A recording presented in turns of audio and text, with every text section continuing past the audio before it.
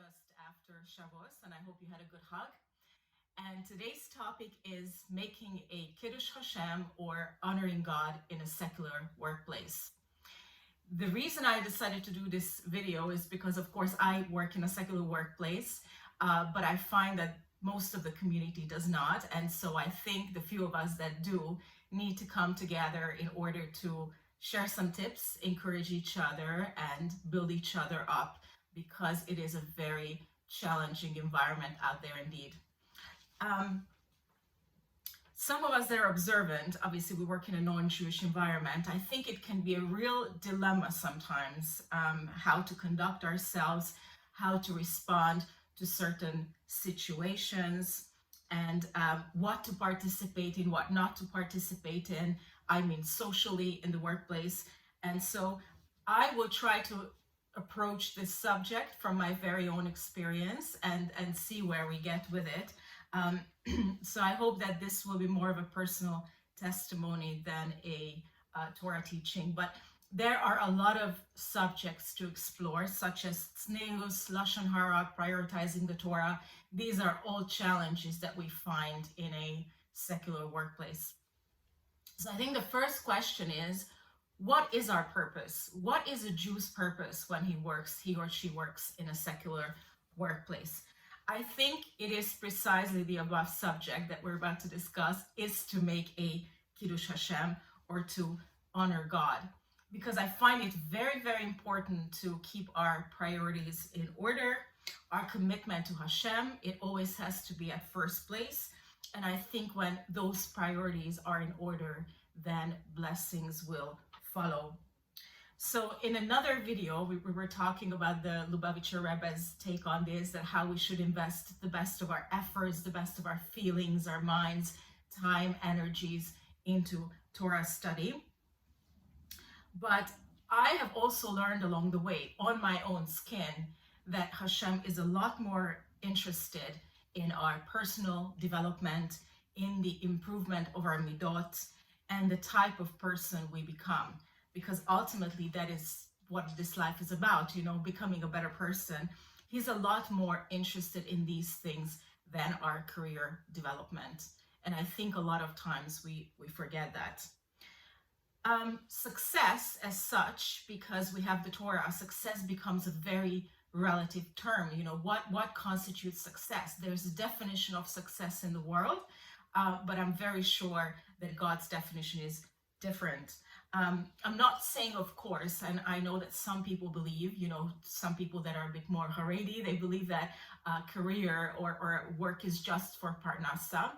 But I know that some people, men and women, need to work out there, need to be involved in something creative in order to have a personal fulfillment.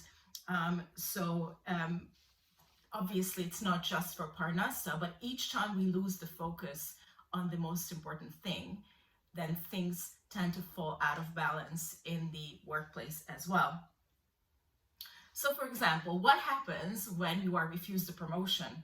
Let's say that you're more qualified than the other person, you're more learned, you've studied more, but someone else gets the job. And I can tell you that this happened in my career so many times, and it can be very, very frustrating, especially when it happens repeatedly. It was literally every single company I worked for. And so I was more qualified than others. I was more honest. I worked harder. Yet when it came to promotion, it's almost like Murphy's Law. Something always happened. It was my time for promotion, and something would immediately happen and hinder me, and I would not get the promotion. And so it became like a vicious pattern that I got into, and I didn't know how to get out of it. And so I was very angry for many years, and I thought, wow, why doesn't Hashem want me to have a career? And it was difficult because as years passed by, and of course I was getting older, I saw that more, younger people came on the scene and they got the job, or they were ahead of me. And I was getting older, so it became more embarrassing that I was stuck in a certain position, and people that were my bosses or my superiors, they were much younger than me. And so I was stuck, and I tried to approach this from the spiritual perspective. There is a verse in Avos which says, do not strive for high office. So I obviously wanted to internalize my own teaching about the best of our minds and efforts and time being preserved for Torah, but it did not comfort me. And so I think in the end, I had to realize that not everything that happens in our lives has a reason, or we don't have to understand everything. That is very comforting because we are always trying to put the puzzle together, but we're not always going to be able to put the puzzle together. And so we have to realize that we might be a Gilgul, we go through several Gilgulim. And so when you're stuck in a certain situation, especially if you notice that it's a pattern, it could very well be that you're making a tikkun for a previous life or someone else's one for that matter, and you don't know it. But I know it can be very annoying. And I think when we talk about hishtadlus, our own efforts, it always needs to be balanced by bitachon. So there has to be this fine balance between our own efforts and us doing our best and trusting Hashem that he will do the rest, as they say. So we can be sure if we did not get that promotion, it's because Hashem didn't want us to get that promotion. Now, things can happen exactly the other way around as well. So that's also a phenomenon. Sometimes you are less qualified for something and, someone else is more qualified. And in the physical realm, it seems completely impossible that you'll get that job, yet you do get the job, And so that is the time when Hashem steps in and shows a favor, You're underqualified, but he's going to move things in a certain way that will all fall into place. So when he orchestrates events that way, we know that it's not us, but his hands in it. When I first became Shomer Shabbat, it was absolutely impossible for me to get a job. Let me tell you, I spent, I think, about 4 to 5 months just going for interviews. It used to take me literally not more than 2-3 weeks to get a job. I went to so many interviews, I stopped counting. And each time I mentioned that I had to leave early or work half day on Friday, it was immediately a deal breaker. So I tried to devise different strategies. I went to a lawyer, I took legal advice. So I thought, I'll be honest, because maybe they'll appreciate honesty. And so I mentioned it at the first interview. That didn't work out. Then I went back for a second interview because I thought, okay, if I passed the first stage and they invite me back for a second interview, this obviously means that they like me. So I'm going to break the news then. And I did it, and it didn't work. Next time I thought, okay, well, I'll just wait until I get the job. And so I waited for the offer letter when I was officially offered the job. And then I told them at Friday. And then they kind of rescinded the offer letter. So this was going on for a long, long time. I have to tell you that I work in a 24/7 industry. And so it's obviously not a very Jewish or Orthodox friendly industry because of that, because sometimes you have to work weekends. So that in itself is a miracle that I actually have a job. What I did in the end that time is that it was already summertime. So sunlight, daylight, Shabbos was coming in very late. And what I did was I actually started the job, and then I waited until I passed my probation, which was 3 months. And then I sat down with my manager and I said, look, moving forward in the autumn and in the winter, I need these and these days off for the Hagim. And it was absolutely no problem. It went really, really smoothly. And so I knew that Hashem's hands were in it. So the second time, which is quite recently, that I got a job, I was in a very different position because I did not actually need a job. I was looking for a job while I was already having a job. And so I was under less pressure. So they invited me for the first interview. Again, this was a job that I was a little bit underqualified for, but I was very bold. And they invited me back for the second round. And so what happened is that I thought to myself, well, it's difficult to take time off work for the interview. So I might as well tell them about Fridays now, so as not to waste everybody's time for the second interview. And I told them, and they said, thank you for the update. We'll see you tomorrow. So I thought, okay, well, the way they reacted is clearly shows that they're afraid of being accused of discrimination. Basically, it was just going to be a show interview. You know, they invited me back because they're afraid of being accused of discrimination. And so I went for the second interview.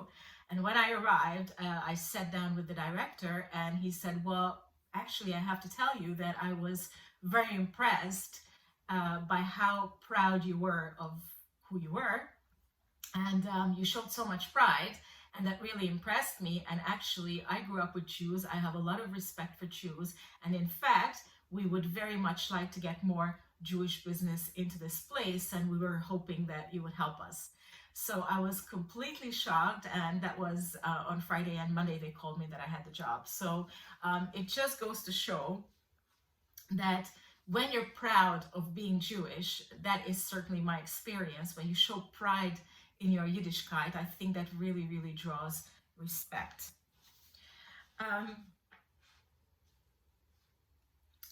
I know people that find it difficult. I know people that struggle. I know university students that don't want to disclose that they're Jewish. You know, they study online or they go into class. They don't say anything because, especially with the girls, you can't always tell. And so they just, they're afraid of socializing because they're going to have to reject food and this and that. So I know people that, you know, take off their kippah when they go to work or put a baseball cap on. And so I mean it as no condemnation, but I will always, always encourage the opposite, which is own up to your Yiddishkeit and see that a lot of blessings will follow indeed. I had a workplace that was located as far as possibly can from the Jewish area, and I'd been working there for quite a few months when I received an inquiry to host two big events. One was a big charity dinner for one of the Hasidic Rebbes. It was for over 2,000 people, and the other one was a multi-million-pound wedding. And so it was very, very interesting because like I said, it was not in a Jewish area, and this job was completely not connected to the Jewish community. And the inquiry did not even come from my connections in the community. It was completely random. And before I knew it, I found myself organizing these two huge events for the Jewish community. And so in the big scheme of things, I soon realized that literally the only reason Hashem put me there is to be able to organize these two events. And that's why I was placed there by Hashem, just so that I would be able to do these two events. And those events indeed turned out to be a kiddush Hashem, and I was very proud of it. And it was so unbelievable that working in a remote secular workplace, I was linked back to the community and able to perform a big mitzvah, even though I didn't even ask for it. And so this event really taught me that what Hashem truly cares about is our service to him and to the community, and he does not care so much about our career development. I can tell you that I've learned this on my own skin. And moving on, I've recently been studying Shemriat HaLashon by the Chafetz Chaim. It's an absolutely fascinating book. It's unbelievable. I finished it, but it never really finishes. It's a lifelong learning. And I don't know if you know this, but when you really dig deep into the subject of Lashon Hara, you find that this is one of the most difficult mitzvahs to keep. And one thing that I notice about an office environment is definitely the challenge not to gossip.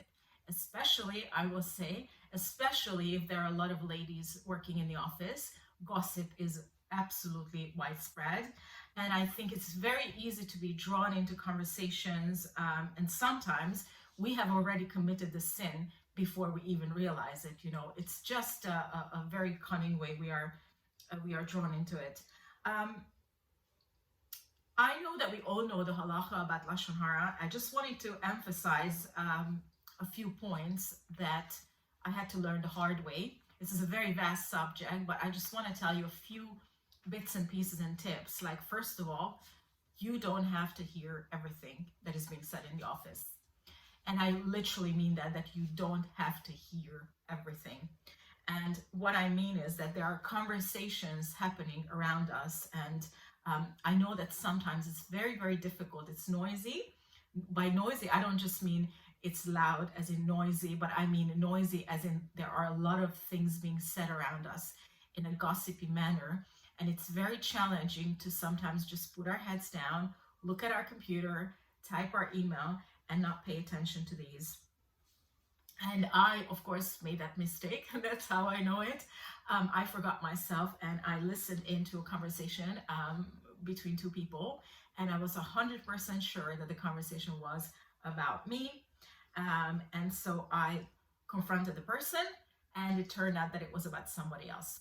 And so, needless to say, I made a complete fool of myself. It was very, very embarrassing. I completely looked like an idiot. And we know, of course, from the Chafetz Chaim, that confronting someone about something that they said about you to another person, or confronting the person that was told something about you by a third party, is also Lashon Hara. On another occasion, a colleague approached me to tell me that the other colleague said something about me while I was on holiday. And of course, again, I couldn't help myself. I confronted that person. And let me tell you that it was a really insignificant thing. And a small thing now, because I confronted that person, a small thing blew up into such a big drama that eventually we had to get human resources involved. And it was, again, very embarrassing. Of course, in hindsight, I wish I had kept my mouth shut, but I did not. That was a learning experience. And actually, this was in the season when I was studying about Lashon Hara. So clearly it was a test and I failed. But it was very, very difficult. And I should have, sometimes I think we know people. The difficulty is that sometimes we know people, of course, don't make assumptions, and then we have another mitzvah, which is giving the benefit of the doubt about the other person's positive intentions. But of course, sometimes human nature, we know people. And in my case, of course, I was sure that this person said that about me because it completely fit into her personality and style. And sometimes we even know that it's true, but we're still not allowed to confront the person. I think that's what it really, really makes it difficult. But I failed, and I had to move on. And I think another valuable lesson that I learned indeed was that I shouldn't give up. And so sometimes our tongue slips and we think, okay, well, it's too bad. I've already made a mistake. Might as well let it slip. And so that's where, all that temptation comes in.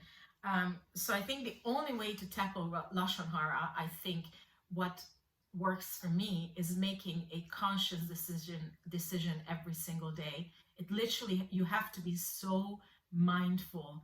You have to just practice a lot of mindfulness, and you have to walk into that office every single day and say, okay, I'd like to take a small step today, Hashem, and let's say today I'm going to focus on, not looking up from my computer when someone else is being talked about or there's a gossip being spread. I'm just not going to react. Or today, I will pay attention that, let's say someone comes to me and asks my opinion about another person, I will simply decline to comment. So we can make these little steps and these little decisions that we focus on. And, it's a habit. It's an exercise. We need to train our Shamriat Halashon muscle, and it does get easier with time, but it takes a lot of consciousness and mindfulness. And it's also pointed out about Lashon Hara that the reason people fail is because of what I mentioned, that we give up. We make a mistake once and then we let everything slip. And so I will come back to this point later about not giving up. But there's a last subject that I really wanted to touch on, which relates to the workplace, and that's the subject of tznius. Tznius, again, is very, very vast, and this kind of issue of modesty is a big topic. Obviously, it encompasses everything from speaking to dressing to behaving. And I think we can all agree that it's really, really tough these days.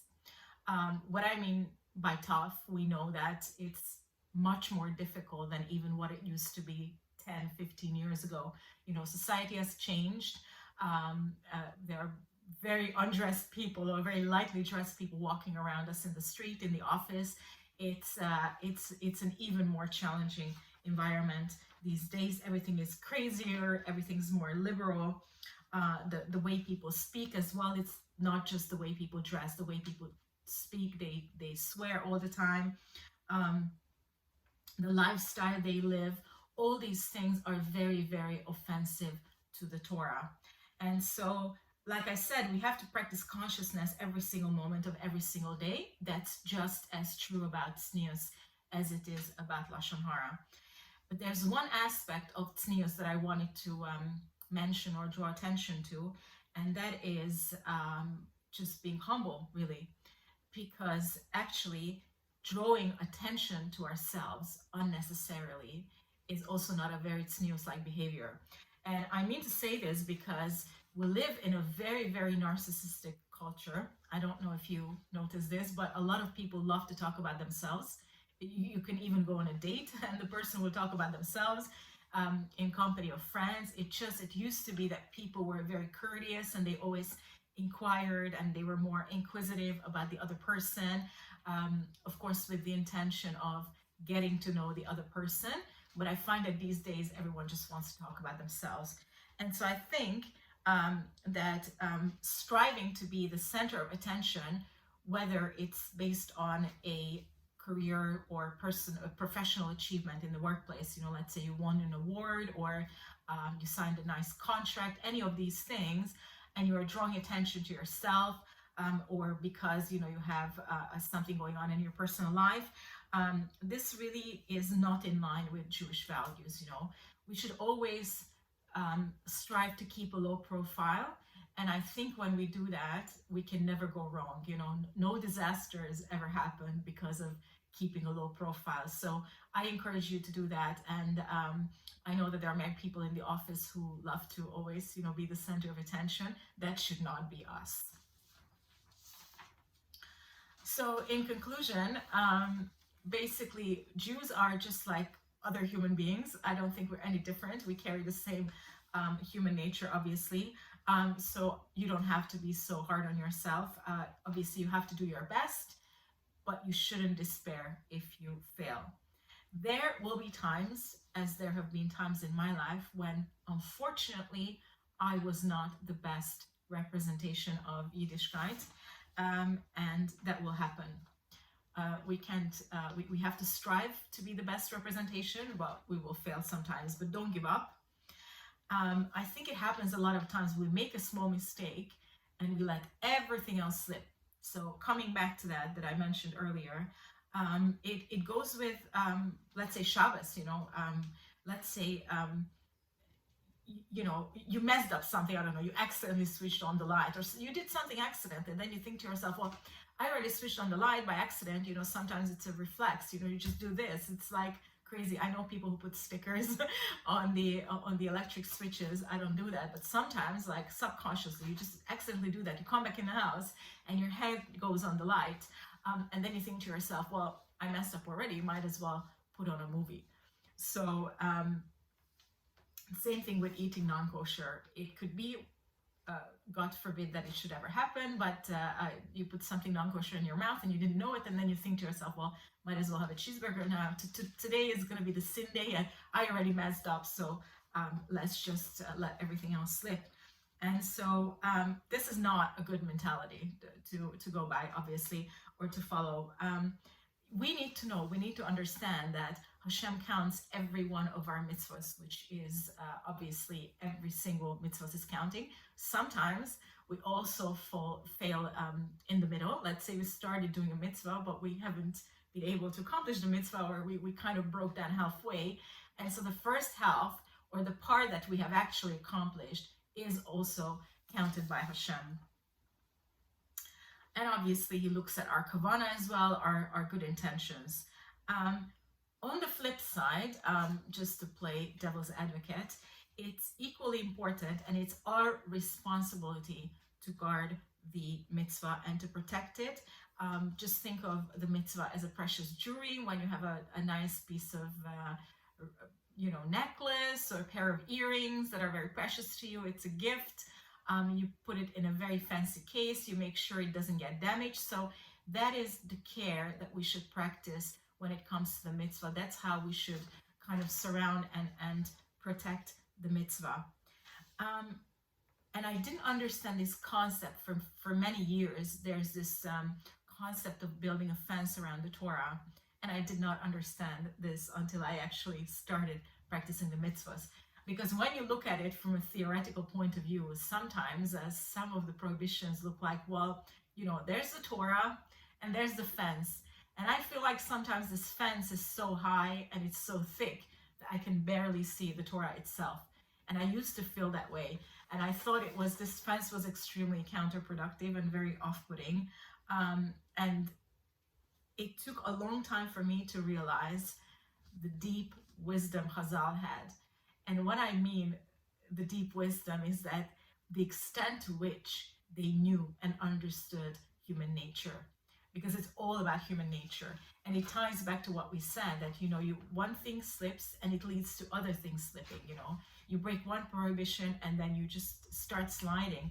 And I think that is what this fence actually provides, is that, it kind of prevents us from slipping. And so I'm really fascinated by how Chazal understood human nature and all that. Once you start removing this fence, obviously you become more and more lax in everything. I could bring a billion examples, but I'm sure you've experienced this, and I'm sure you understand what we're talking about, that, you start to peel this fence away piece by piece, and it's a complete disaster. So I do salute everyone that works in a secular workplace. It's extremely challenging, and there aren't an awful lot of us in the observant community. And like I said, it's probably the most challenging time in history from this respect. And it's not only because of the degeneration of society and, of course, the generation itself, but also because everything is accessible via the internet, and we can see all forms of immodesty in the street, in the office. It just surrounds us, But we have to remember as well that, Hashem orchestrates things. And if we were put in this season, in this time in history, then there's a good reason for that.